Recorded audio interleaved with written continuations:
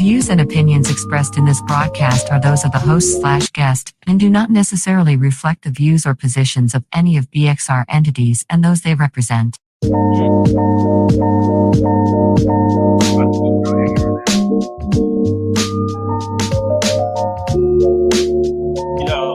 2 1 2. Kick this freak out. Yeah.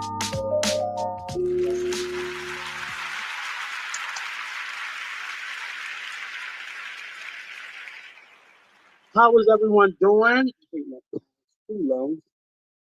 How's everyone doing? This is Nate, host of the Artist Exchange Radio Show. We have a special show today. We have some actors from the project that I've been talking about every week for a year now. From You Thought I Was Him project that will be opening up November the 11th at Arena Playhouse. So I hope you all have gotten your tickets because there are limited tickets for this one because they're still following some of the protocol for COVID. So it's a 300-seat theater, but I believe they're only selling 200 of those tickets, and tickets have been being booked up. So get your tickets now. I don't want to hear anybody crying out in the parking lot because they couldn't get in. But we have 3 of the actors on. We have Noah has returned. We also has Mr. Marche and Mr. Calvin, Brother Calvin, who is not a stranger to Be Exposed Radio. So without further ado, I'm just going to jump right into it today because apparently these men have booked other things for their time, except for Calvin, because I'm sure Marche is about to slide out along with Noah at any time. So let's just maximize our time and introduce these brothers to the show. Noah, Calvin, and Mr. Marche. Bleu may be joining us later at some other time. Oh, yeah. How are you all doing? Amazing. So we're in Thank you for having me. Now.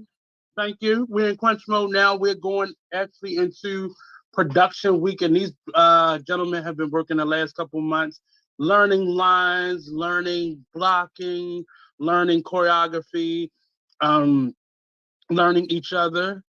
So first of all, I want you all to introduce yourself. You can start with Brother Calvin. What's going on, world? It's your boy, Brother Calvin Tucker. www.calvinthespecialist.com. Come on and lock in. Again, I'm a recording artist, an actor, published model, and a bunch of other things. You just celebrated your anniversary. Was that your birthday also? Yes, on October 22nd, it was my 39th birthday and my 20th year anniversary as a professional recording artist. So we had it was called the Yellow Party. Theme was yellow and stuff. Kevin Jr. was in the building. And so was Martique. He came through for a hot second. And I did a whole, mini concert, took people on a journey of the type of music I did, along with some covers mixed in there, took them on a 90s R&B nostalgic throwback session. Man, It was awesome. So yeah.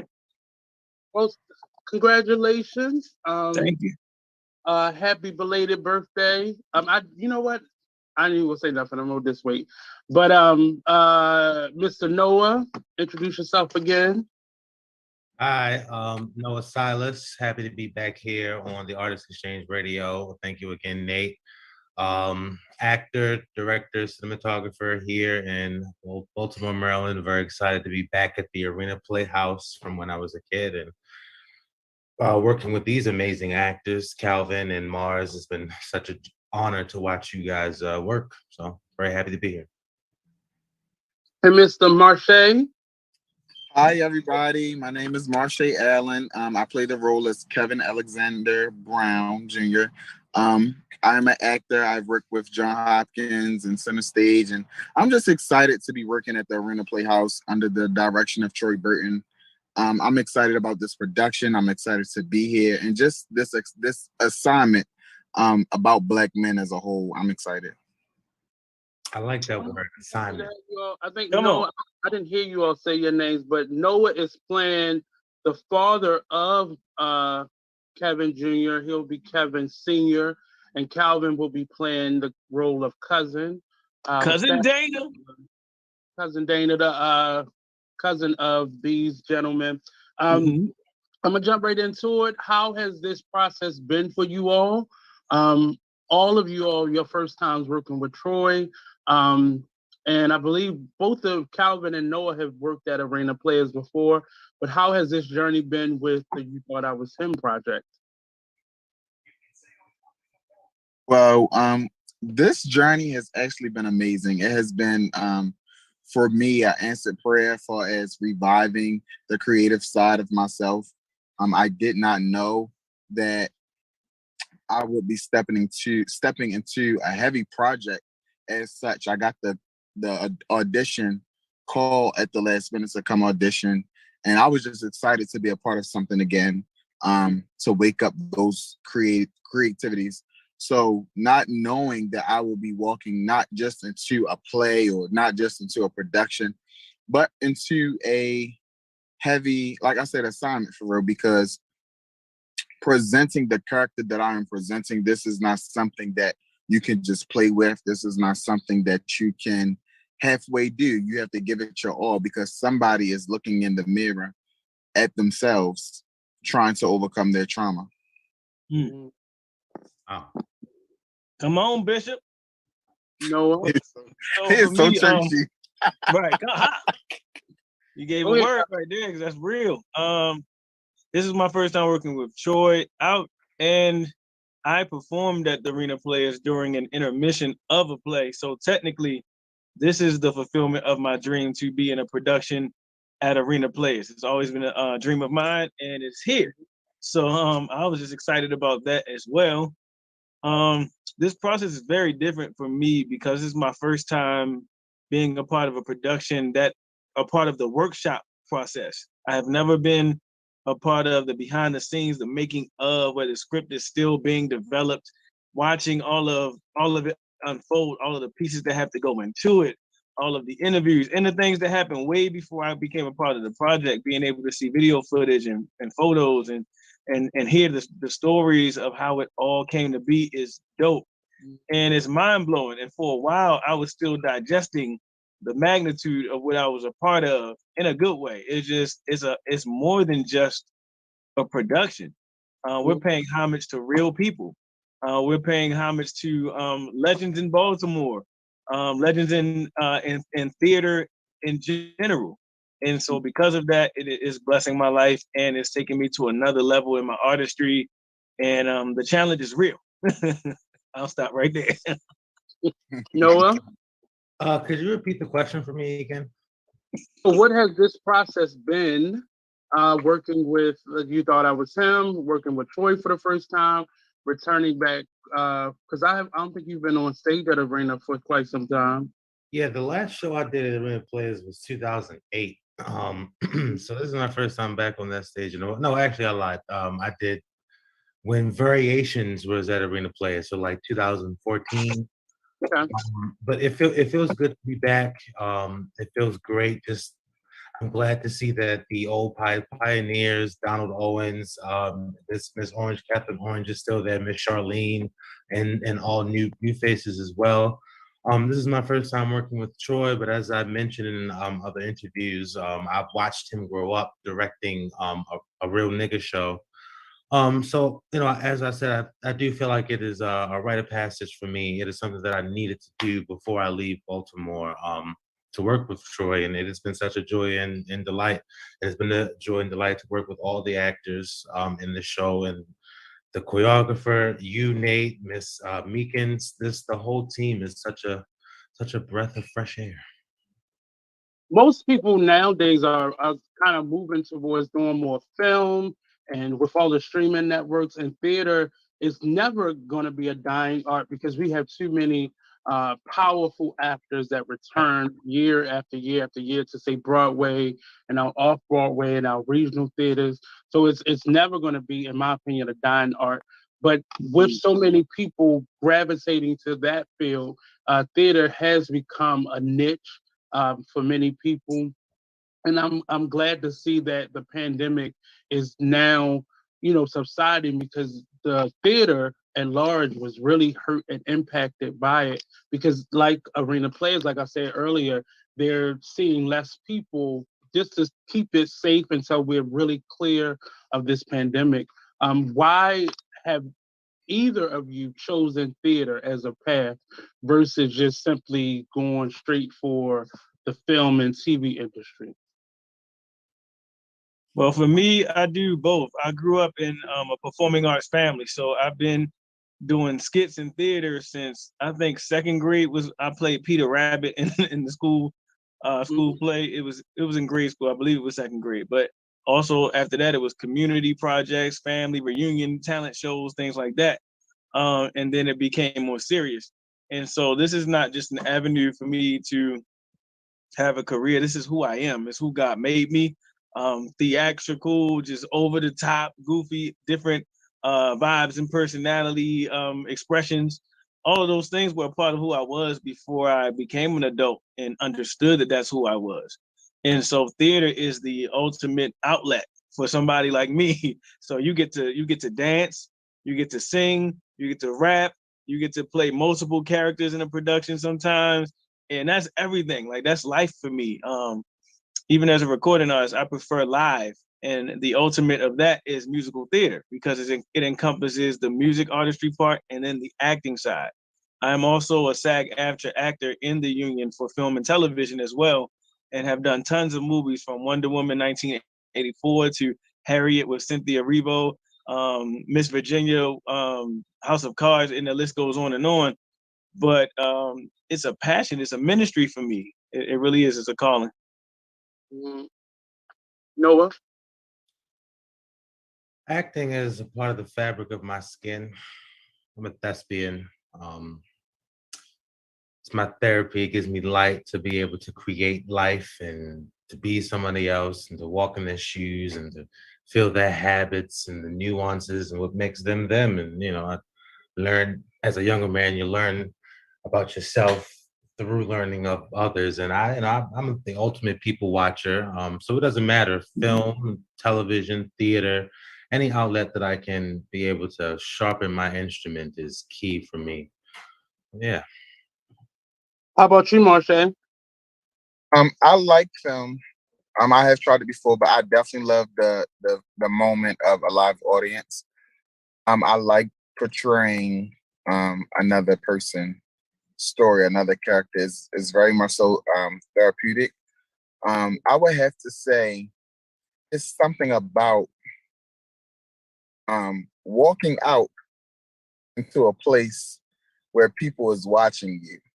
And it doesn't come from a conceited standpoint, but more so like you have the chance to almost touch someone with your words, your body language, and the character that you're portraying. A lot of times that can be done through film, but we have this thing that we're doing in the production where we're picking like one person in the audience, and it's like real, like you can feel, you get what I'm saying? You get more into that character when you're like looking at that person and telling them something. So I love a live audience. Ooh. For the sake of this project, where we're dealing mainly with this family and really men, what has been one major takeaway that you have so far? I know we're not at the end of the process, but up until this point, what will be one of the major takeaways that you will take from this piece?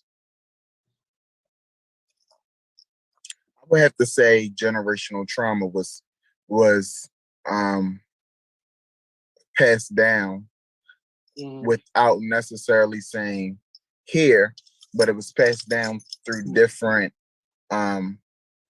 gestures, actions, routines, and we don't address them. I'm taking that away from this production, and it is necessary that we address them, because if one day I become a father, I do not want my child to have some of the ways that I have, simply because, not that I created them, but because they were passed down to me. And because life go on so quickly, we don't really recognize, you get what I'm saying, the trauma that becomes normal for us. You get what I'm saying? I don't want that to become normal for the human being that is to come in my future. That's an interesting comment or takeaway, because during our community conversations and in the writers' room, that became a part of the conversation. Like, how do we pass down wisdom without the trauma? And I know myself and one of the writers, Mr. Derek Watkins, that was his argument, not to pass down the trauma with it. But for me, I think that they should go hand in hand, and we should equip our young people with the foundation and the platform, so they're not taking in the hurt and embodying the hurt. But that goes along with it. Look at how we, you know, most of us are still affected by slavery. It's still going to hurt. It's still going to sting. It's still going to have an effect on us. But how do you suggest, and I'll throw that out before the other two of you answer your give your answers, but do any of you believe that we can continue to pass down the wisdom without introducing them to the hurt of trauma or experience at all? Do any of you think we can do that? I do. I don't, because we cannot control how someone receives anything. Mm-hmm. So let's say I have a doctorate in psychology, sociology, theology, and all those things, right? And I've worked in the community for years. I write books on all of these issues, right? I could be such a master of things that happen that pertain to the mentality of humanity, and still teach my son what happened in the past with all of my knowledge of how to package it and all of that, and he can still walk away with a certain part of the trauma of it, because it's our people and it's our story. I feel like there's a part of trauma that already is innately connected in us. Once we learn about it, we are now in touch with it, if that makes sense. So if I tell you a story of how I got held at gunpoint last week, and then I describe the story, there may be some trauma that you take away from it that I didn't give to you, but just me sharing my story, I don't know what you can relate to from it before I told you the story. I don't know any of that. So for the sake of not talking too much, I feel like you can't, because we're not inside someone else's soul, their mind, and we don't know what their past experiences were. I agree. Noah? I say yes, because it's not what you say, it's how you say it. If it's somebody that I'm giving knowledge to, or if it's a person that I'm receiving knowledge from, I would hope that we have that rapport and that safe space, that understanding, that synergy. So if I'm getting information, I eat the meat, I spit out the bones, I take what is necessary for me, and I know that it isn't coming from them trying to unload on me as their therapist, but but to really, because they've already walked the path, they've already gone through the trials to find the lesson to bless me, so I don't have to do it, so I think it can be done. And I before Marche answers, I really believe whatever answer you may have to that question, it really depends on your age range and the trauma that you've had. Some of us have gone through so much that I don't want anymore. I don't want to hear another slave story. I don't want to, but there are ones of us, and it's interesting that Noah and Calvin have similar answers, because you come from a certain age range where it happened regardless. So we have a certain level of toughness in that, 30s range, age range. Go ahead, Marche.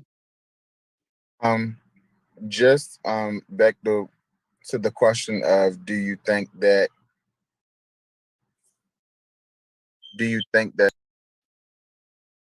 No, he didn't. No, he didn't.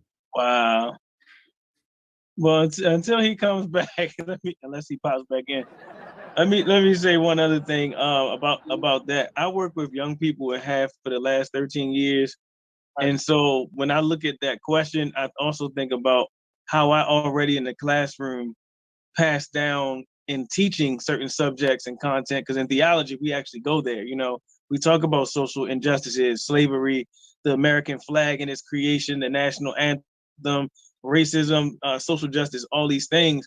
And you'd be surprised how humanity can tap in emotionally. I mean, so in terms of passing down the trauma, in terms of me being like, okay, this is what we've been through, and this is the only way to see it, and I want you to feel like that's different than me just saying what it is and then letting them have their own experiences. Because it's interesting. You can look at a classroom, you can say something, like this happened to such and such last week, and you can watch some students go through a process. I'm visual. So when you tell me a story, I'm picturing it like a comic book or a TV show actually happening.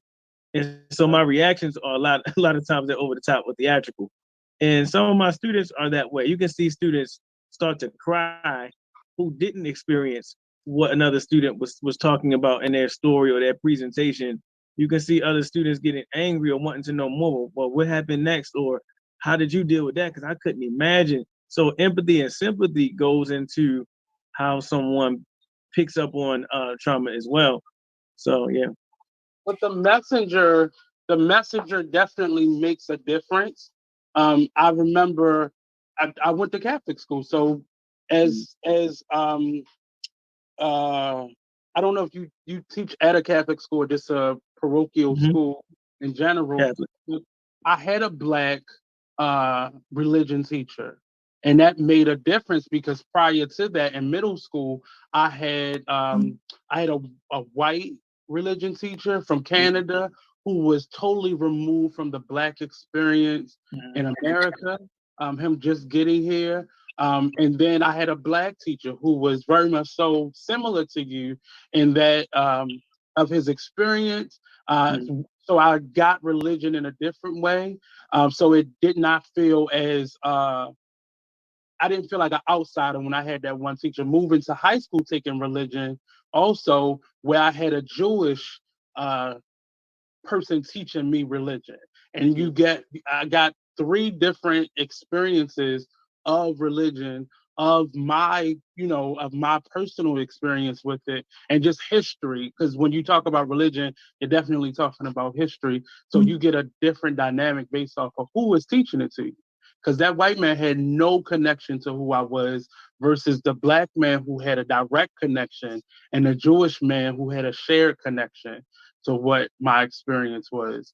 So I definitely representation matters, and based off of what you just said, Calvin. Yeah, he's back. I'm sorry. Good. Oh, wait a minute. Is it my turn?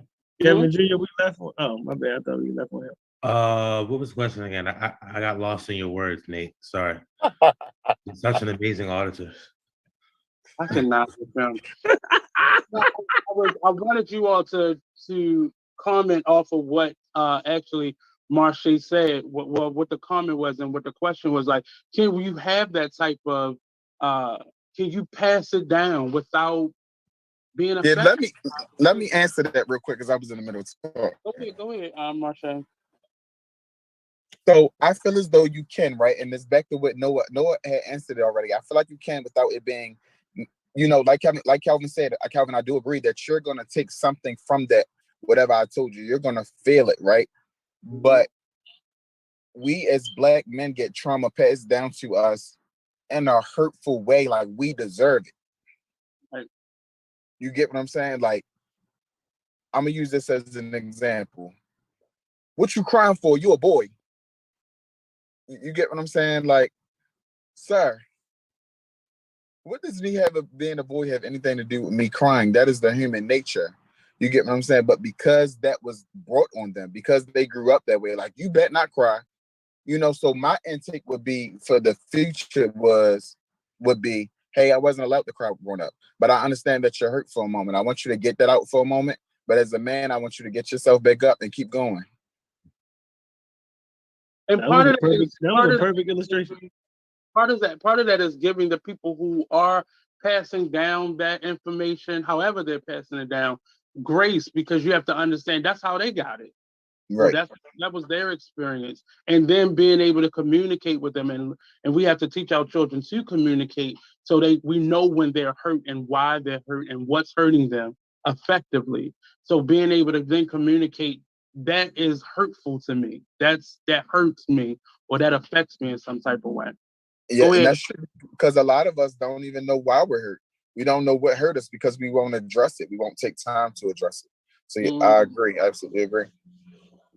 Are you about to say something? Look, I get what y'all are saying now. I was thinking something else. If that's what you mean in terms of hurt people hurting people, then no, there is no way for a person who has not healed and a person who has not been educated beyond how they were raised, you know what I'm saying, who hasn't come to a complete understanding of who they are as a grown man versus how they were raised up, passing down something. No, you are going to pass down that trauma. Like the example Marsha just gave, I think is a perfect example of how you pass that trauma down. Like, what you crying for? You like, you see what I'm saying? Like, there's no way to get past that if you're a young person. A young person can't really, a baby, I'm saying, like, children don't really have the capacity yet to start deciphering, oh, he's hurt because of how he was treated. So he's not really coming at me. He doesn't mean it that way. So I get it. And it really just depends on, because I asked the same question, but people took it different ways. And that's a lot of what this is, because ultimately what I was speaking about in our community conversation and in our writers' room was people were talking about just giving people information, like a dad giving a son information, or a cousin giving another younger cousin information.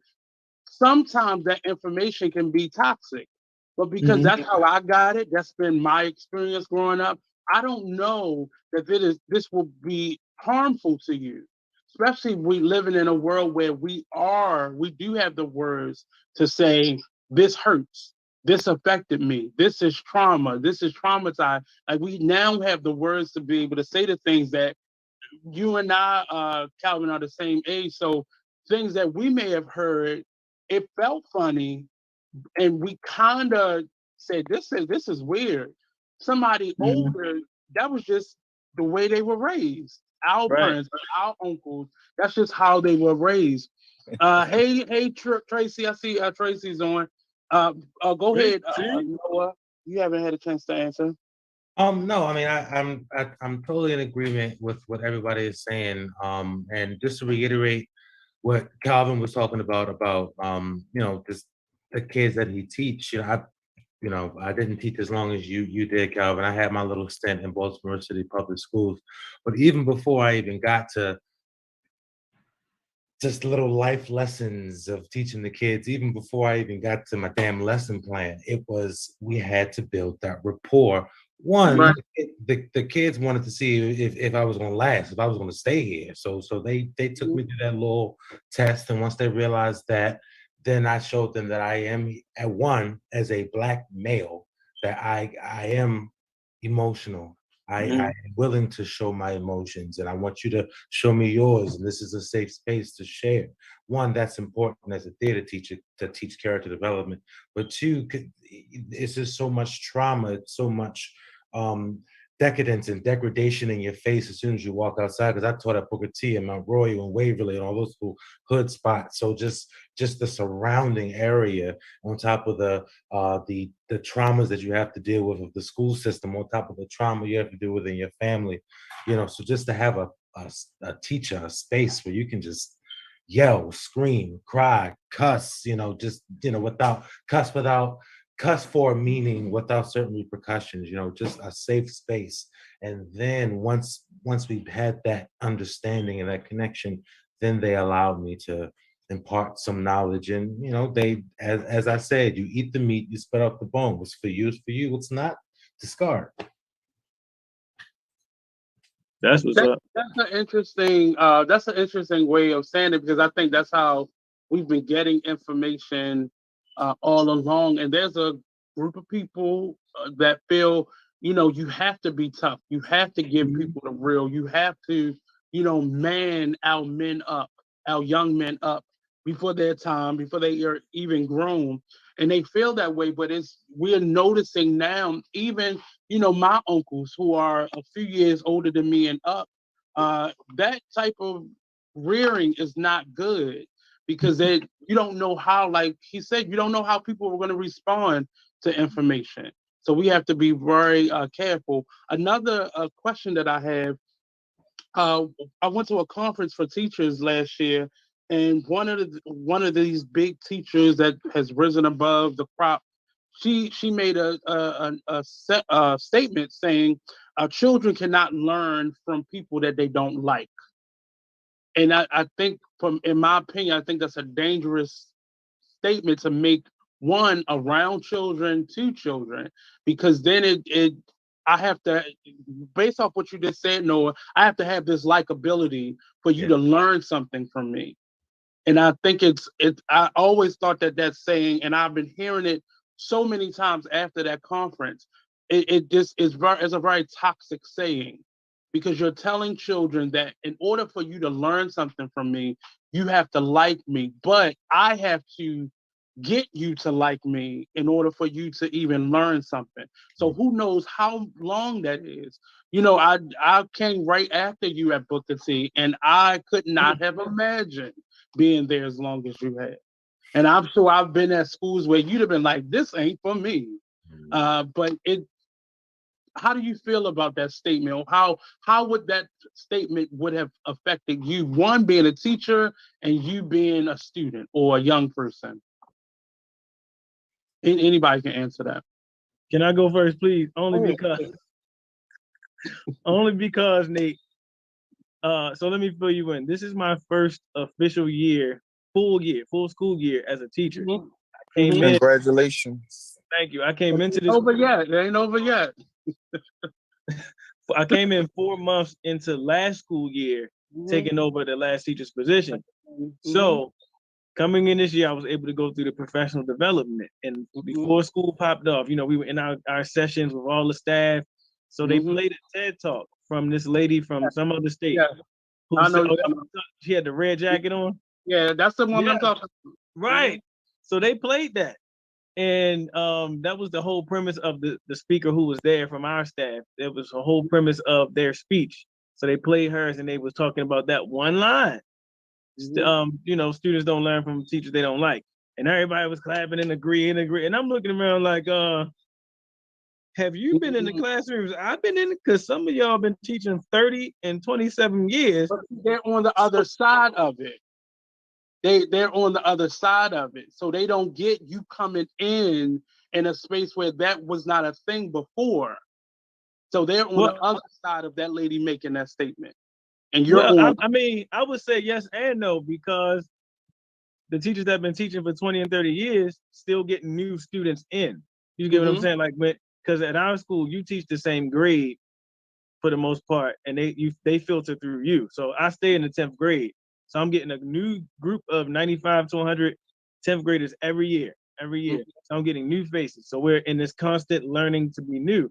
But the thing is, you already almost said it. I almost technically don't need to say anything. It just resonated with me, because you're telling a young person, well, if they hear that and then they see the reaction, that we're saying that, they're like, oh yeah. So I can just be like, I got a 40 in the class because I don't like the teacher. Turn up. Then you got to look at each individual student who says they do not like a teacher, or that they do like a teacher, are for reasons that could not be valid. And what I mean by that is, I remember when I was a substitute, I would have students telling me, you're my favorite teacher. And I'll be like, okay, that's dope. But I would always ask them why, because I need to know why you're saying that. Is it that you think you're getting over on me? Or you think you're being allowed to use your phone in class, or you're allowed to eat food when you're not supposed to? What are the reasons why? Because being cool to a young person in a lot of schools, I'm not saying everybody, but a lot of times when you ask a young person, or the teacher is cool, if you walk past the class and peep in, kids are doing what they're not supposed to do. You see what I'm saying? And I'm not that type of teacher. So anyway, I asked them, and they would always say, because you're strict, but you're still cool with us, you're still, you keep it real with us, whatever. They'll say something that's valid. And that's what I need to know for me. I need to make sure you're not just saying it because you think you're getting over or something like that. And that term that they cannot learn from you if they don't like you, I feel like is disrespectful to us educators, because you're dealing with hormones, you're dealing with all these different changes, and you can't pander to one child and based on, you can say, well, the rule is you can't wear hats in class. Oh my God, I hate you. I hate this class. You don't like kids. Why are you a teacher? And then, but to an administrator, just because they said they don't like you, now they're looking at you like, well, Right. children can't learn from teachers they don't like. You have to learn how to build a rapport. And okay, but the rule is that you want me to enforce is that there are no hats in the class. What you want me to do? So do I just say, okay, wear your hat? You see what I'm saying? Like, when do we hold the students accountable for, well, hey, guess what? This is the rule. And in life, you're not going to always like your boss. You're not always going to like your coworkers. But guess what? You still got to get that work done if you want that check to come. And we as educators, we are preparing our young people for real life. There's too much In excuse. real life, it doesn't matter if you like me or not. As long as we're being respectful to each other and working towards the goal that we're putting each other's space to accomplish, man. So I'll stop right there. But that's great for me. There's too many excuses. Too many excuses that society has given to this generation. It's wrapped into a bunch of agendas, but it is too many excuses, too much leeway, too much rope, and too much space. You don't have to be you don't have to be abusive to a child. But I do remember when I was in school, it didn't matter if I liked the teacher or not. And that was many teachers I didn't like. Let me be disrespectful to the teacher. Let me be failing the class. And that was my ass, So it was the home structure. It was the parent, and even beyond it reaching my home, it was the principal, pulling you up for bad grades, pulling you up for being disrespectful to a teacher, a level of standard that the administrators had in their building before it got to your parents. It's a different world. They're giving these young folks way too much rope. And frankly, from what I've seen as a teacher, they hang themselves with it because they're young folks with too much rope. Yeah. How about you, Marsha? You bringing up the youthful part of this conversation. How do you feel about that? I can copy and paste everything that Calvin said. I would agree with him. More so, I don't agree with that statement because there's been a lot of teachers that I may not have agreed with personality-wise, but their skill of teaching was very much so helpful. Explain to me, because I've heard that from quite a few students. You agree with someone's personality. What does that mean? Because I say I may not have agreed with their personality. No, but I'm asking you to explain that. What does agreeing or not agreeing with someone's personality mean? What does that mean? Well, I'll say this: the opening of a school day is early in the morning. A lot of people are not morning persons. Just because they pick that job doesn't mean that they are morning persons. So a teacher may not be, good morning, students. A teacher may be, all right, good morning, y'all. Come on, let's, what the drill is. We going back, we leading off chapter 5 or whatever the case may be. That some kids or some young people or whatever the case may take that as being smart, or take that as a straight off attitude, or take that as she don't like us as a whole. You get what I'm saying? That may not be her intentions. That just may be her personality. Early in the morning, she just want to get to it, to get it over with. Right. And the three of you kind of make up in this production the book smart part of the crew. Whereas though our other two actors, Uncle Brother and Martique, they're more the street wise, the street smart aspect of it. And that's why I kind of led with the educational aspect of the conversation. Moving a little bit deeper into this, when we speak about men, because the representation for women in this production is more so on the behind the scenes side, not really on the stage. But how do you all feel about being Black men today in 2022? What is your, through your own experience, not necessarily in general, but through your experience being a Black man? Ooh, you got a question right there. Go ahead, y'all. If I could be honest, it's hard. And I mean that with all seriousness. What makes it hard? For me, now I'll start by saying being an adult is hard. You get what I'm saying? The responsibility. If you're a true younger, I mean, I know y'all a little bit older. God bless you. First of all, and you've been on this journey.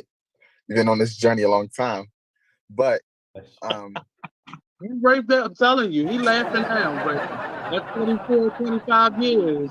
But no, in all seriousness, damn, I'm 34.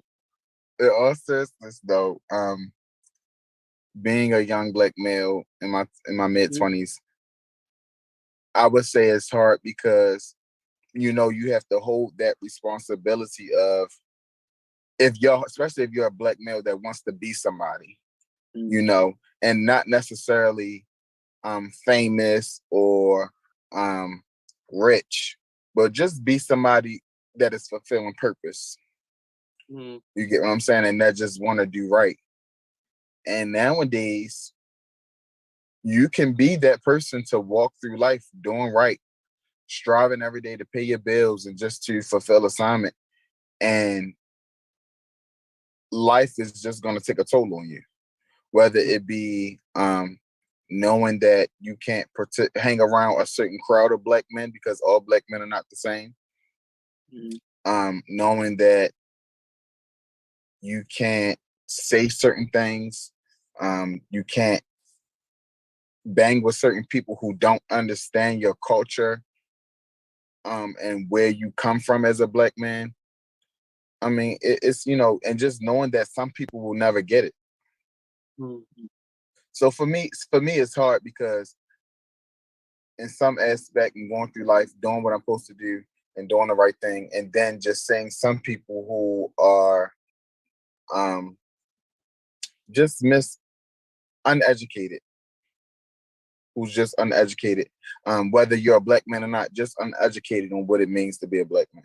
It's hard, honestly, especially when your heart is in the right place to do right and to fulfill purpose, to fulfill culture, to you know, Black Lives Matter, to even raise that standard for people a lot of people don't take it as serious as we should. So it's hard, you know. No, it's like the joke it's like, oh, go ahead. No, please, Calvin, go ahead. It's like the joke that's not funny. Like it's only hard when I go outside. Right. It's weird being 39 years old in 2022. A young Black African American man who's never been arrested, grew up in West Baltimore. Okay. To still have those feelings when I walk down certain streets or I'm at certain events, and how you can feel the judgment, how you can feel the fear. I could be dressed like this. I'm fly today. I could be dressed like this, or I could have a suit on. I step into a certain room and there is still fear. And it comes out in different ways. It's subtle sometimes. It's in the questions that you're asked. It's in some of the statements that they say. And it's sometimes so weird. I look just like you. Exactly. About our own people. Yeah. Exactly, Nate.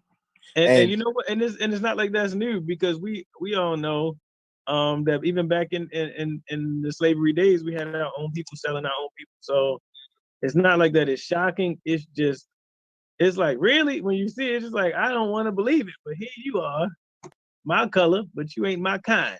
Amen. Like the old folks would say. Talk. That was a good talk right there. You're my color, but not my kind. Sometimes you have to look another black man in the face and tell him that, I'm not like you. Just because I didn't do it this way. A lot of people think because the only way you'll be successful is if you're a rapper or if you're a producer, or if you get what I'm saying? Or athlete, professional athlete, right? Yes.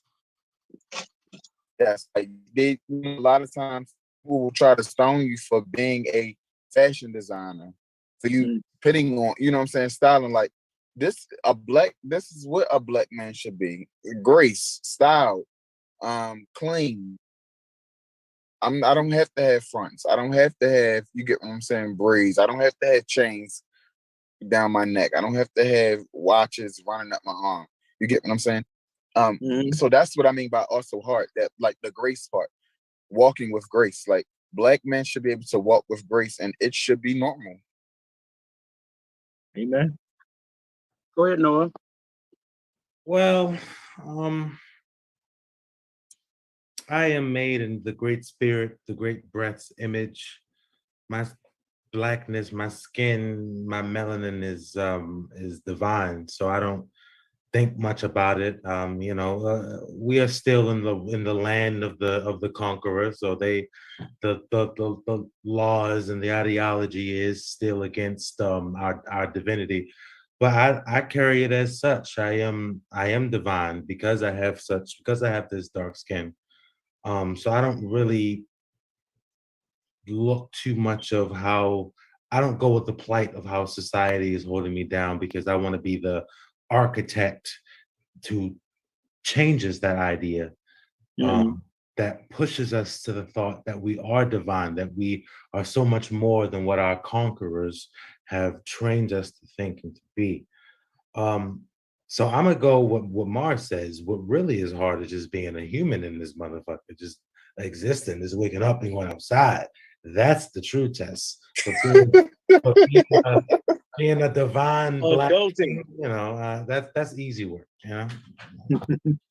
One of the things I learned throughout this process is the need for us to have a safe space to be able to go to, whether that be your own home, whether that be to yourself, whether that be in a group of people that think like you, that look like you,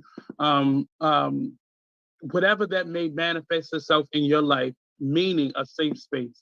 I didn't realize how important that was to all other men until we had the community conversations, and how men who would not typically open up and share or speak about their personal experiences. Once I saw grown men that were 60, 70 years old doing it, and realizing even living to that age and not having this. Some of them said this was their first time being able to have conversations like we had in those community conversations. And I wanted so bad for those conversations to be live so other people could see it, but we had to do it in such a private way because these men were sharing very personal things about themselves that people outside of who they are and what they represent would have been judged drastically. How important is it for you all to have that safe space, and have you found that safe space? Let me go with this one only because I've had a revelation about this recently. That phrase, "I feel seen," I would hear people say it, but I really didn't, I really didn't understand the depths and really what it meant. But one day I was having, I was up smoking a little reefer. It was like 3 o'clock in the morning, hanging with my friends, and just the fact that we had reached that rapport, that we were able to speak with each other, but just the things that they were saying, I felt honored. They felt comfortable enough to share it with me. But the stuff they were saying, it was shocking. Like, wait a minute, y'all go through this shit too? Like, I thought it was something that just is crafted this trauma or this issue was crafted specifically for Noah. So it was no need to say it out loud because who else is going through it? But then you say it out loud and you realize it's 10,000 million people going through the same thing. So at that moment, that night, I realized like, wow, I feel seen. Like somebody else, I don't have, and I felt the weight lift. Like I don't have to carry this anymore. I'm not the only one. So it's very important to have that safe space, to have your community. You know, there's a, sorry. Go ahead, Calvin. You can go ahead, Calvin. There's a scripture that says that there's no temptation that's uncommon to man. And for every temptation, God has given a way of escape. And that's the safe space concept became clearer to me as I got older, I guess in my late teens, when I was going to like different youth conferences and just participating in a lot of things. And I would start to see how groups are formed, social groups, I mean, like when you meet new people, how people gravitate to each other in certain ways. And then I would hear the certain conversations that I would be involved in with the group that I ended up sitting with or talking with, and how relationships grow out of that. And you end up with friends for 7 to 15 years from a random situation where you were put together or you linked together organically. And from that, I heard men expressing themselves, well, at the time, other boys that looked like me expressing themselves. And what that does is it taps into, like Noah said, that part of, wait, I'm not alone. I'm not by myself. Like, dude just said what I was going through about 2 years ago and thought nobody understood me, but he's going through it now. What that does is it opens us up to be able to understand that not only are we not alone, but there is an after this. Whatever I'm going through, even if it's not bad, it's not always bad things. It could be decision making. It could be, what other Black man do I know that's in the creative space that's trying to do this major thing that I'm trying to do, because I want to link with someone who understands my culture doing this. So I link up with Nate because I already know what Nate has done, and I'm like, he can understand what I'm about to do. Let me holler at Nate. It could be as simple as that. It's not always negative and bad, like who's going through the hell I'm going through. That's good too. That can be supportive as well, but just major life decisions. And it's important for me. So I'm sorry. Yes, to answer your question, yes, I have a couple of core spaces and groups of people or persons in my life that are safe spaces for me. Specifically, I'll say this: I pray. I don't have any blood brothers, so I pray that God would bring godly men in my life. He not only did that through certain pastors and like my godfather that I adopted, who's a pastor, and then there are my god brothers who are like friends that are not my blood, but we're close enough to where we have that bond, we have that safe space, and God bless me with those people. In addition to that, my own family, of course, my family holds me down. That's holding me accountable. That's telling me when I have a stupid idea. That's telling me when it's dope and telling me how to work through my thought process. How can you make this better? That's a support system. So yes, sorry, I had it. No.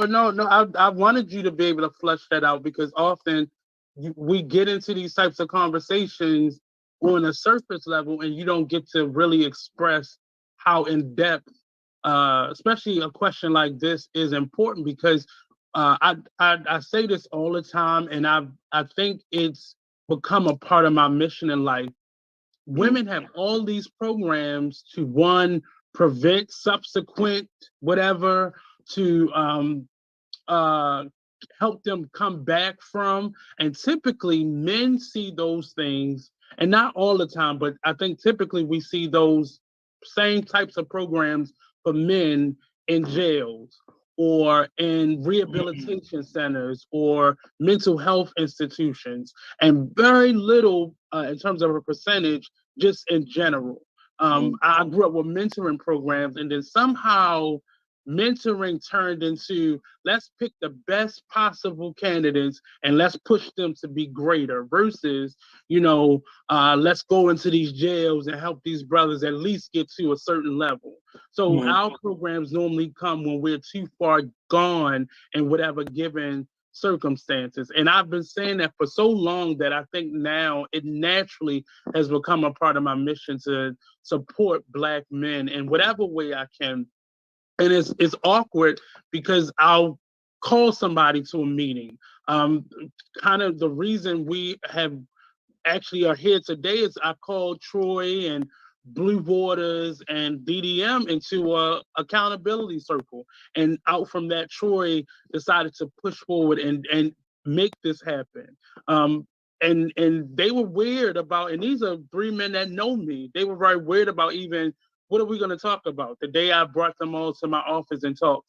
You know, I had a conversation with Noah. I had a conversation with Brother Calvin. And it is weird because you're not used to other men coming to you in that space and just wanting to be even keel with you and have conversations outside of business or something toxic, of course. But I've found that many men find it uncomfortable to find that accountability in each other or with people in general, for that matter. But it really does. I'm very curious and interested in how that can be a thing now without it being a Kevin Samuels looking type of thing, or people perceiving it to be something toxic or women hating even. Right. But just to be able to get things out that are toxic in a space where you feel safe and you can get at least one other person to balance that out or say, well, I thought that before too, but this is what I think now, or this was my experience, and be able to share possibilities with each other. Marche, did you get to answer that question? I would have to say that I'm probably not there yet with the safe space thing. It could be because of me. It could be because it's probably not time yet. I'm not sure, but I'm not there yet. Why do you think you're not there yet? I probably would say I'm picky far as like the atmosphere and the spacing that I want it to be. Probably I need to feel that connection. If it's going to be a safe space for me, I'm probably looking more so for a certain type of connection before. What does that mean? What would that best case scenario? What would that look like for you? Or what would it feel like? Probably maybe a father figure. So maybe like I'm probably over the friend stage or the big brother stage, like probably someone who actually would get where I'm coming from, that would know about it and would be able to direct me. Not saying a big brother can't or a friend can't.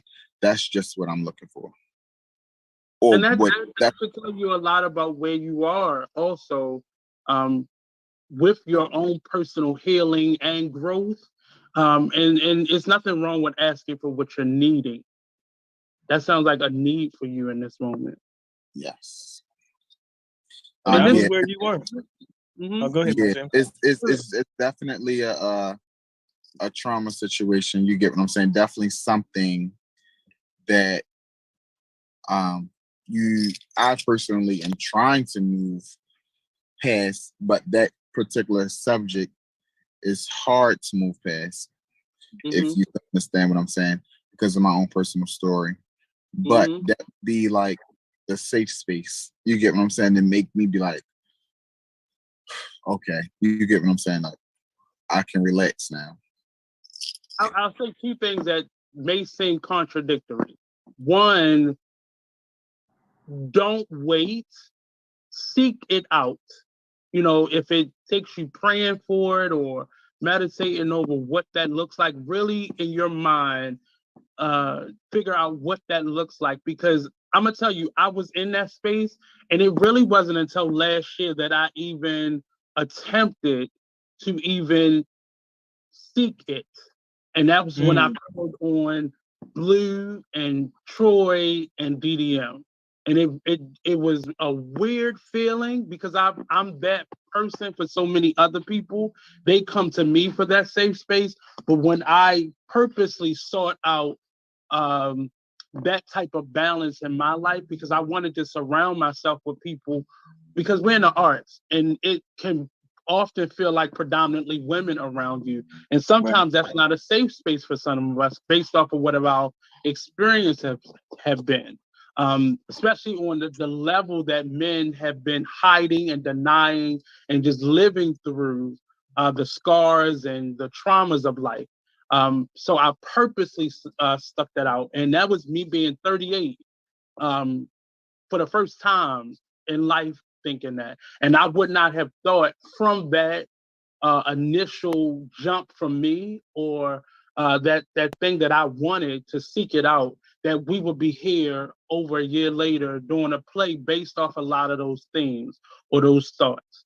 And it just opened itself out, and it was nothing. Once you purposely seek it out and just let it happen, it like Calvin was saying, you'll naturally attract to you the people who uh, who are supposed to be there in that experience.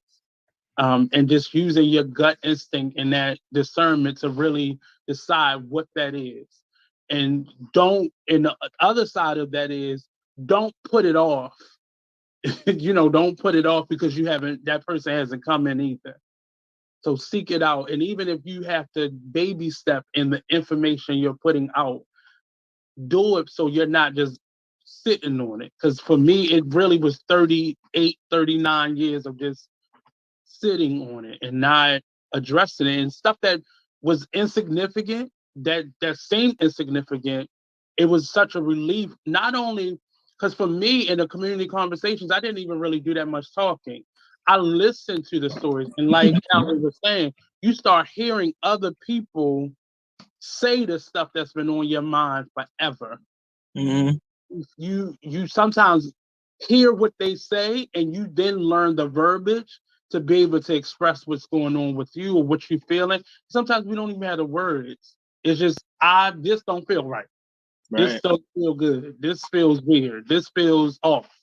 And you begin to learn the verbiage as you talk about it. And now that you are reintroducing yourself to the art, now you have a platform to filter some of that out, filter some of that, things out. I only do plays that speak to my experience. I'm not going to do something strictly for a check or for entertainment value because it doesn't help me. I'm gonna still be at the same place when I finish this project or when I finish this art piece or when I finish this whatever I'm doing in that moment. Um, as we continue on, because if you have to go, just let me know. I do have to go. I'm like on an unscheduled break. But in terms of, a lot of this conversation today was taken from things that myself, Troy, Bleu, kind of came together and thought. If y'all don't know, Bleu is a trained therapist and counselor, and we brought him into the project. Well, one, he was in accountability, and that was his contribution to the other members. But we had that therapist there throughout the process because we didn't know in opening up those doors what and who would come through. And it was a scary feeling because I'd never want to put somebody in a predicament where we can't help you and you just expose yourself.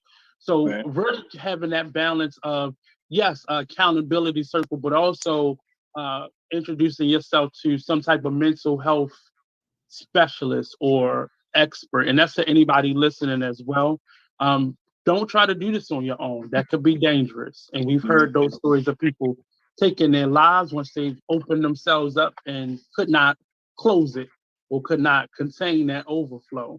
But in terms of you all identifying what it is, what you feel like being a Black man today, I wanted to throw in one kind of hot button topic. And that would be Mr. Kanye. And I want to be, respectful. See you guys. See you. See you later. But for you, Calvin, just understanding who he is and what we've seen from him, and then taking into consideration we know probably 5% or 1% of who this man is and what his experience has been. But can you remark or make remarks on how you have seen people respond to him? Maybe not necessarily how you feel, or you can add that as well, but the overall, what do you feel about how people have responded to seeing him go through this meltdown for the last couple of years? I've been having this conversation a lot over the years. You know, he's always a topic because he's a mega star. And I think that's something that people, the main reason why this is making global impact is because he's a global figure. Right. And so with that being said, he's a global figure who I personally don't follow, and like I don't have all his albums. I haven't like studied bar for bar, you know. However, I watch the industry, I study the industry. And what I noticed is that after his mom passed is when we started to see a bunch of stuff that was not on. And in my opinion, I didn't see that stuff before. Or maybe if he was maybe he was saying stuff that was a little off, but it might have been a little genius off and creative off, if you get what I'm saying, versus this whole White Lives Matter t-shirt. Like it's a complete different thing, but it was a transition after his mom passed. And I don't know, like you said, we know 1%. I don't know if he's ever talked to a mental health professional or how long. And in my opinion, just looking, I don't think he has, or maybe he has, then he stopped a particular chunk of sessions and then he was triggered. You see what I'm saying? And then it started to go backwards. I don't know how that works. Well, he admitted people being on medication. So in order for you to get medication, I don't, as a layperson, not as a superstar, I know you have to go through a psychiatrist. So it sounds like there was some help, and then there was some resistance to the help. Oh, so he was on meds? Yeah, he talked about being on meds, and remember he was going through some ebbs and flows for a minute there, and he admitted to not taking his medication. So I'm just assuming, but celebrities get medication because they ask for it, but typically you have to see a psychiatrist so they can give you medication. But because they legally are responsible. Yeah. But it like when you said that makes me think of two people: Brandy, who's my favorite singer of all time, and Tyrese, because we're talking about mental health. So Brandy, I noticed the transition in Brandy a year or the same year that she came out with her last album discussing mental health. And it was my best friend's wife. She was the fiance at the time. We were talking about her, and I was like, I feel like Brandy is struggling with mental health issues. And that's not negative. I've worked in the field where I can discern certain things and see certain things. Now she's somebody I do study because that's my beat, my Brandy. So I noticed like in some of her interviews, some of her interactions, and how she was beefing with certain artists and individuals who it didn't make sense, or she used to be cool with. And I'm just like, it doesn't make sense. So anyway, long story short, she came out with the album, and on the song is bipolar, and it says, "By bipolar, I don't want this disorder." And so I was like, But then she did an interview where she kind of spoke to it, but wouldn't word for word address it. So she hasn't come out and said, "I have bipolar, blah, blah, blah, blah." What did she say? Then the verses happened. So when the verses with her and Monica happened, that's around the time that she admitted that she had told, I forgot how it happened. I'm sorry. But anyway, it came out that she said something to the effect of there was some mental health things going on. And so she was apologizing. They was getting all that stuff in order. So Tyrese, if you notice, whenever he has his explosions and stuff, you can see a look in his eyes. And it's clear that he's not on the medication at the time. So with Kanye, I feel like now that you said that, it's probably the same thing. He could be off his meds because I've worked with young people and young adults who are a completely different person if they are on their meds versus when they're off. I say a lot of times culturally, I feel like we are one of the only cultures that get upset for people for either developing a struggle like a mental breakdown or some type of mental imbalance or being born into it. I and maybe I'm just overlooking other people cultures, but I ain't never been in any other culture but mine. But I just feel like we are one of the only ones that get angry with each other. And, you know, it could be frustrating to have to personally deal with someone with frustration, but that don't typically, well, I'm not gonna say that. It doesn't necessarily have to come out as anger or develop into anger, but it is frustrating having to deal with somebody, especially if it's a loved one or a close friend. It's frustrating, or a student in our cases. It's frustrating because you're trying to work through it, and that person's just not there with their healing yet or at all. But it is, you know, this play has brought up. I wish you all were able to be a part of the community conversations or the writers' room. Me too. So much that has been condensed in these pages that you all have seen. But even listening to the monologues or the dialogue that you all are saying, it was one scene that you all were doing last night. I think it was the when you all were switching in the chairs. And in my mind, I thought that meant that the grandmother had all this revolving door of men. That's what I saw. I don't know why that's what came to me. But or it could be seen as just the men in the neighborhood. But it just, for some reason, it went to this revolving door of men in these individual lives. Oh, wow. Like, that is hard. Like, it is what children see really has an effect on them. Right. It's like when comedians be like, yeah, I had all these uncles I didn't know I had okay, I got you. Right. But just imagine, you know, if they were all bad or if they were all toxic. Just understanding what impact that has on you growing up. Trust issues, you know, insecurities, fear, all these things come up and become a part of your nature as an adult when you've experienced, and nobody has said anything. It's just been normal and normalized to everybody to experience this. And just imagine all your other friends. You know, that's one of the things that I assumed. I thought, you know, people had the same family structure that I had, you know, and realizing that some people did and some people didn't, you know, it's a cruel thing. And I think the first time I ever acknowledged that other people shared my experience, I was in middle school, and they brought in this curriculum called Rainbows, and it was geared towards young men, because I went to all boys school, who had been raised by a single parent.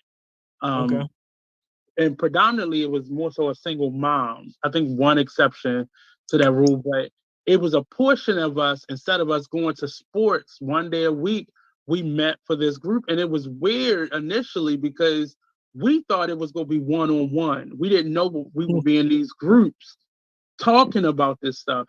And it was very awkward for these young men, I know me being one of them, to talk about the stuff that I was experiencing, having to be raised by a single mom. And it was really just a weird thing, you know, because some people still had shared in some separate experiences, whether your parent had died, or this was never your life, or chose to leave, or whatever that was, or they just were separated.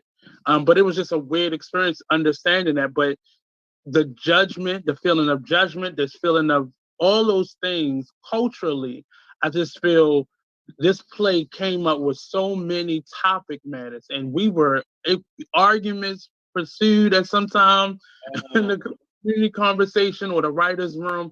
And it was based off of people having two separate perspectives on the same issue. Mhm. And then, you know, I'm trying in my mind, even going through this year, what can I do to fix this or help it or move it forward for Black men specifically? You know, and it's hard to say that without including women, but I think we have to deal with us first Mhm. It's before we necessary. branch out anywhere else. Yes. Do you have any thoughts on that or any feelings about that? Like, Specifically which part? but I mean, I'll ask the question: How do we, as Black men, fix this? That and this could be anything, and it's a billion different things. But how do we fix the communication side of that? Mm. Like, I'm hurt, or I'm broken, or I need help, which most of us don't know how to do. I think it's easier for you and I to be a major force in breaking these generational curses and cultural curses because we're in the classroom with young people. And not only that, but we mentor young people outside in the community through whether it be a project or a mentorship group, whatever. We are hands-on. That is the best way because it's interesting. I'm not making this up. Like last week, maybe 3 or 4 days ago, I had asked my students about their safe space um and who did they, it was one of their our drills, our writing assignments, who can they talk to. I'm trying to remember word for word, but I can't because I wasn't expecting to. But anyway, it was that the same similar conversation. And one of my students asked me, and I remember they're 15, some 16, but 15. And she said, well, how do you know how do you know how to choose the person to confide in? Right. I said, that is an amazing question. And I said, it will always be different. It will depend on your circumstance. It will depend on what maybe your immediate need is. But I said, well, you can always go off, like you said earlier, Nate, your discernment is the biggest thing. You tap into what God is saying to your heart about the person that maybe you're considering to confide in. And then something else you said is what is one of my go-tos is you start in baby steps and you give and you give them something that is not going to hurt you if it gets out, but you still would like to get some opinion on it, and you still don't want to talk to too many people about it. So you do need to confide, but it's not going to hurt you should it go left. You start there, see how they handle it, and then you'll know the fabric of that person, whether you can trust them with something else. Because that's the only way. You know, you're not going to know until you know. And it's And just learning. It's just stepping out and trying. Like my first step was when I turned 30, I decided to go to therapy, and it just wasn't the best fit for me. And a lot of it had to do with the actual therapist and not therapy in general. But a lot of it was me not realizing it wasn't as simple as just sitting down with someone and talking about it, because you're reliving it because you pushed it down or let it go or pushed it to the side a little bit, and you have to deal with telling the story. And sometimes it still will hurt you expressing it or communicating it.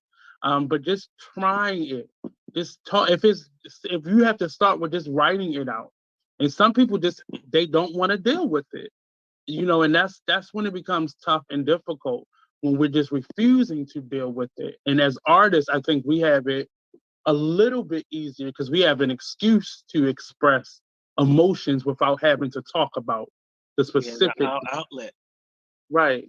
But that outlet can still be toxic because you're just still going in a circle with it. That's a great way to start, but you have to eventually get out whatever that is, because once it's outside of you, you can no longer, as the Jan Van Zant would say, get high off of that story anymore. You know, and some of us, we live in a generation where people wear their disorders or their struggles or their traumas on their sleeve and just expect for other people to deal with it without understanding and know how to deal with it. Right, and know how to deal with it. So it's this has been, and after the fact, we're gonna do like a post-mortem on this Not post-mortem. A postmortem is typically like, especially after you do any type of project or art project, you normally have a discussion about the whole process. And myself and Troy brought it up about us doing it and figuring out how that would work in terms of including everybody that was a part of the process. Do we do a survey? Do we do a big group think? Because there's been a lot of stuff unpacked, and it's once you've said the stuff, you can't take it back. But somebody heard you throughout this process say it or think it or feel it, and I think that's a lot of fear why people do it. Because even for me, I'm very great at communicating myself and saying how I feel. However, it's still a lot that I don't say, and that's me. That's how I was raised. What goes on in this house stays in this house. A lot of church hurt, a lot of just me getting in my way, and I really would love for anybody listening, if you have any suggestions on how most effectively, especially when dealing with Black men, how that can be. I'm really open to suggestions, because me and Troy have talked about taking a community conversation group and our accountability group and continuing it beyond this point. And what does that look like? What does that feel like? Because we can't just get together and socialize once a month, but it has to have a balance of help. Like we should, in a year or a couple months, be better off than what we did when we first started this. So that's definitely the point for me being involved in this and how to most effectively. That's why I didn't want to really take any creative parts. If you see me, this not typically how I'm involved in stuff. I'm normally all in, but I've been more so spectating around the surface of it, around the edges of it, to see how this thing can be affected. And it was really, it's been very interesting to see all you guys kind of embody and jump into this. But I also see the hesitation, because you all are talking about real stuff. It's not just, some August Wilson lines that you can kind of embed some truth into, but this is real life stuff. And it was written for that purpose. It was a lot of these conversations were being brought up both in the writer's room, the production meetings, and in our community conversation. So a lot of that stuff came directly from our thoughts and our things, and the writers, what they were thinking and what they're feeling. A lot of this, and I would ask you, does it sound personal as it was in those spaces creating it? To you, does it sound personal? Does what sound personal? The lines, the words, the script itself. So you're gonna think I'm making it up, but all of my parts are very close to who I am. And I guess that's that's a cheat code for me, but it's not for Troy, because Troy doesn't know me and Tracy don't know me. So it's not like they knew beforehand, so they picked me because they knew. But it's a cheat code for me because I can feel, it's not hard for me to tap into or feel what I'm saying as the character. Versus if it was somebody completely very direct and honest with you. That's why you were picked. That's why the other characters were picked. That's why you. No, what I mean is you know me more than they do. However, you still don't know me. You get what I'm saying? We've known each other for years. So at that without knowing the personal background, we still, and I don't think and this is something that I had to learn. Despite me telling you what my truth is, it's prevalent on you. And that one therapist that was not so good, she explained it to me as if I had a stain on me. Ooh. And whatever your life is, it's almost like a birthmark or a stain on you. Like, I know that this is a wine stain on this carpet. And you may not know the who, what, where, when, and why, the details or the in-depth, but and I don't think it's a secret, because Troy shared with you all when we had the first initial sit down with everybody, that you all really came in and embodied the sound, the tone, the color of that character without knowing too deep. And it's really why I did tag certain people in it, because I have been through the process. Like you said, even not being a part of that process, being a part of a workshop, that's not something we typically do right now. We're starting to see it happen more, but we're used to, reciting the August Wilson monologue or Shakespeare, or we're used to doing something and just trying to add a different spin to it because we've seen all the Black stuff so much. But doing something original based off of reality and not just a concept that was created it's scary, because then you like, well, nigga, do you know me? Did somebody tell you something? But I knew those types of things would come out. But if you look at all your fellow actors, their parts look like it was written for each of you. Very personal. And that's amazing because it's like 5 different writers. Well, no, that's what I was gonna say. What I was getting to was that they didn't know me, but still, all of my pieces, like my audition piece, is also one of my favorite pieces. Probably all of my large monologues are my favorite, but Emasculate Who, I was like, wow. Right. All right. So that's why, remember we went live and I was talking about Tracy, how she wrote Color the Hood Beautiful. And that was like, I felt like something I could have wrote or would have came from me. Right. That's what I mean. And I said it was God ordained. That's what I mean. Like going through the script of my character, it's God ordained. It's nobody can make that connection like how you explained it, except for God putting it together. So I'm grateful for that. This is one of the simplest, and without giving away too much, it's been one of the simplest audition processes that I've ever taken part in. Because really? Because when you go into, and that I've been pushing Troy to create this as maybe a course or a workshop of how to create for us. Because I always tell people, Black people don't have to be conceptual. We don't have to think about an idea and try to create. We live everything that we do, from the Color Purple to August Wilson. It's our real, somebody in your family, in your bloodline, that story is.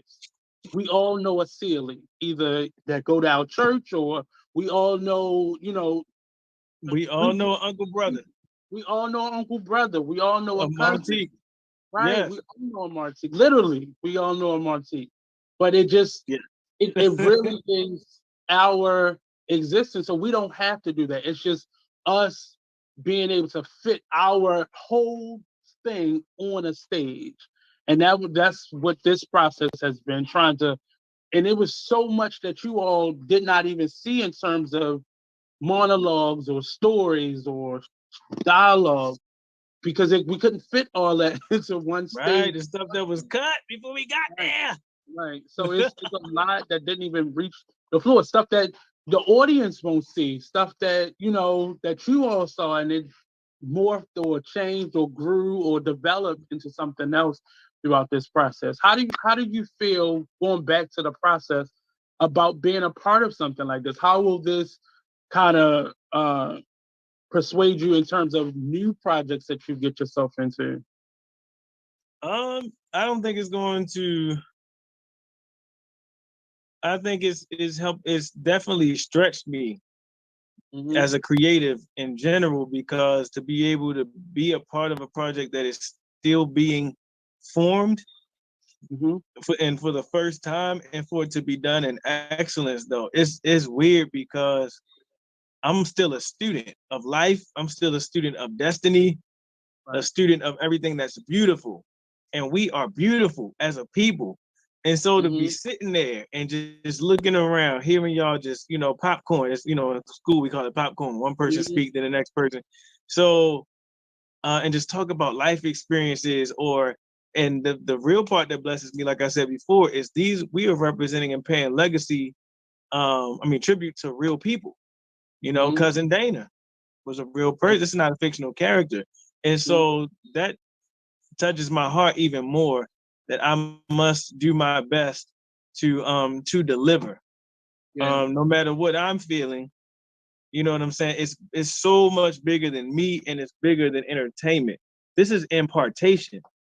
Mm-hmm. That people are going to walk up out of there feeling like they're not alone, feeling like they are understood, and feeling like I feel like people are actually going to walk out with some tools on ideas of how they can conquer something they're going through. That's one of the big things that I feel as we've gone through rehearsals and I've seen how we've adapted our characters and how the script, not that it's coming together because it was already together. I'm talking about as we have been rehearsing the scenes, how the script is coming together as a piece.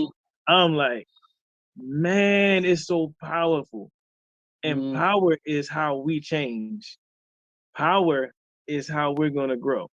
And so, yeah, so going forward, any project that says workshop, I don't know if it's even done like that because this one didn't say workshop on it. I learned it was in workshop once I signed on and became a part. But I mean, I would love to be a part of other workshop experiences. It is a little intimidating too. To be honest, because yourself, how does being a creative yourself, how does that encourage you to create? That I was about to get to that too. Yeah, because I want to direct. I directed my first and only music video, the patiently waiting music videos on YouTube right now. And so I have plays in me. I have shows and movies in me that I want to write and produce and direct. And so being in a space of a theatrical workshop, you get nuggets on this is how it can be done. You know what I'm saying? And so, hey, I've never seen it before. So it's all downloading. You see what I'm saying? And so if when God gives me the next vision to actually go forth in that way, I'll have a lot that I've learned from You Thought I Was Him. Yeah. I really hope, and it was something that I said in the very beginning, I hope you all are really journal this process for yourself because like you said, the typical actor does not get this experience. The typical director or stage manager doesn't get this experience. Writers don't typically get this experience. You don't typically get a writer's room for a play where you get other people in there with you. Normally writers are very individualized and they stay in their bubble and then they present it.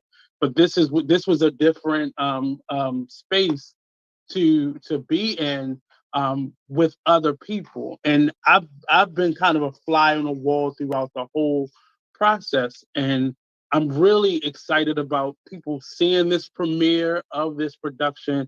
And finally, because it just felt like this year was never going to end, but it's definitely coming to this portion of it, this phase of it is coming to a close in just a week. Literally, next week it opens up on Friday, and we're gonna have some preview shows on Wednesday and Thursday. But that's more so for cleaning up things. But it premieres next Friday, the 11th. Yes. And we are in brilliant competition with a number of other plays and Wakanda too. But this play is definitely something that I would say come out and see. Definitely make it a part of your to-do list for the next 3 weeks. And come out and enjoy these men. It's been great knowing all of you in different capacities and seeing you all now working together with other people in this. So I commend you all for this. Hasn't been easy. It has not been easy, and I'm sure you all are paying the price for it when you go home and you go back into them scripts. But I know you said one thing you want people to take away from this, but overall, what would you like for yourself to take away from this, and what would you like for the audience to take away from it?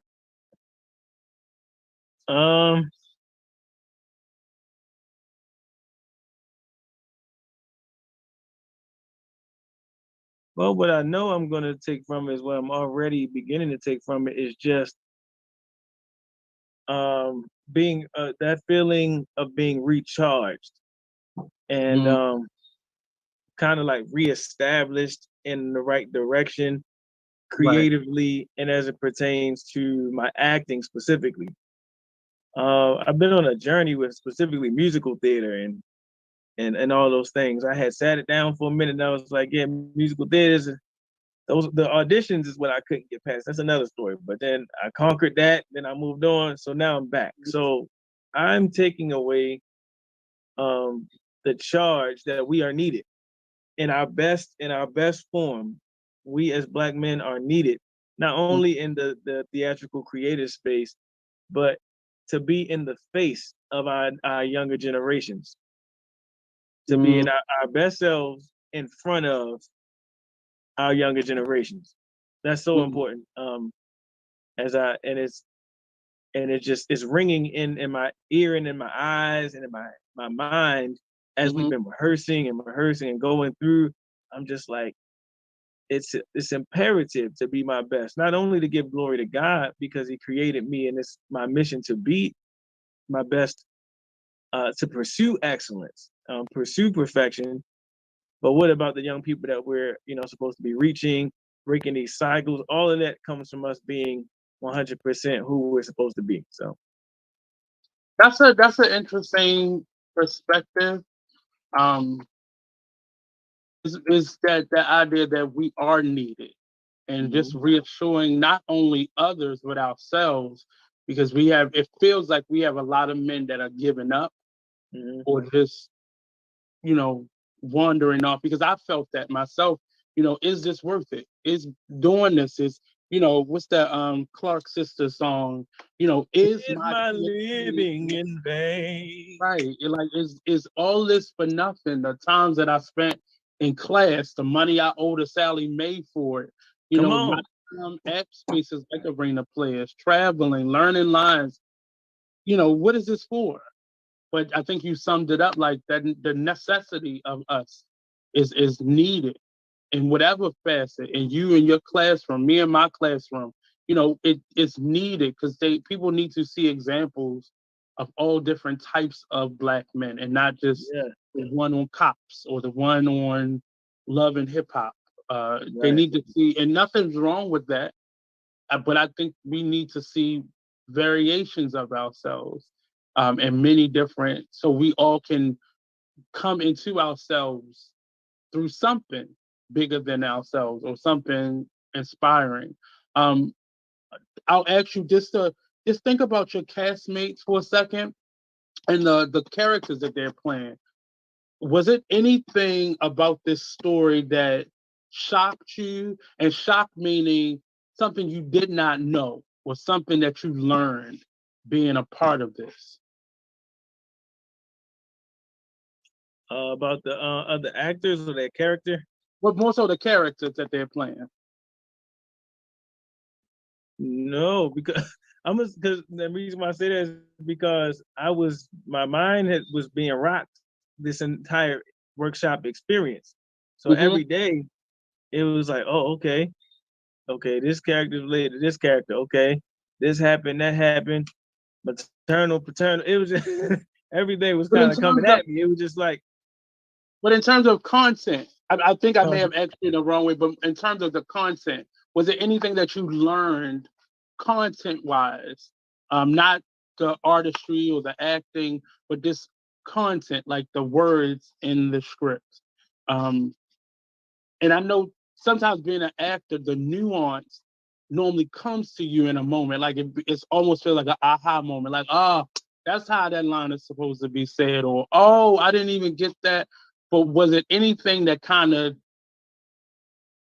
took you aback, or something that you actually learned about a type of person, or just the words? Yeah, I think I get what you're saying, but I feel like, honestly, for me, I won't say why because we're on this live. I'll tell you later, and you'll know why. I'm not telling you, but okay. I feel like after next week, I'll have more of those, and I say that because a rehearsal or two ago, I had somewhat of that moment where I have a line that says, "The name's Dana."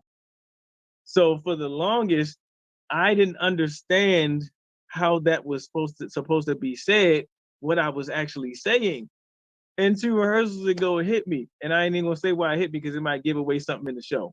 I can tell you that later too. But it hit me while I'm saying the name, just that little one line I could not get, but I didn't say anything because I'm like, no, this is where you gotta step your chops up and you gotta, embody this and figure it out. You can't ask yet. If it's getting too close, then you gotta ask. But you gotta, do your work. But that's one of the reasons why I insert a lot for you to continuously read your script.